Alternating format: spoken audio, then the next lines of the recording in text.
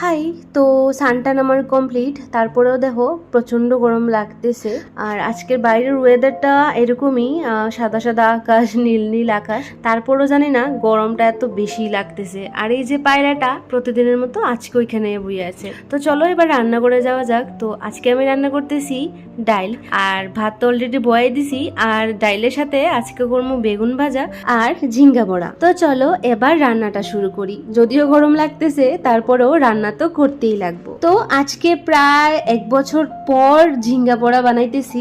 আর আজকের ঝিঙ্গার বড়াতে পিঠালি ব্যবহার করছি, মানে ওই চালের গুঁড়া আর কি। আর জানো এদিকে ঝিঙ্গাটা না বেশি ভালো পাওয়া যায় না, তো সেই কারণে ঝিঙ্গা বড়ার খাওয়া হয়ে উঠে না। তো আজকে অনেকদিন পর একটু ইচ্ছা হইলো ঝিঙ্গা বড়া খাওয়ার, তো সেই কারণেই বানাইতেছি। আর ঝিঙ্গাটি এতটাই শক্ত, ঢাইকা ঢাইকা দিতেছি তারপরেও নরম হইতেছে না। আর এদিকে আমি কি করতেছি জানো, আমি ভাবছিলাম ঝিঙ্গা বড়ার করার পরে যে পিঠালিটা রয়েছে ওই পিঠালি দিয়া বেগুন ভাজা করে নেই, কিন্তু আমার পুরো প্ল্যানটাই ভেস্তে গেল। বেগুন আলাদা আর পিঠালি আলাদা। তো এটা নিয়ে আমার পাখি হাসাহাসি করতেছিল যে এরকম পিঠালি দিয়ে কি মানুষ বেগুন ভাজা করে।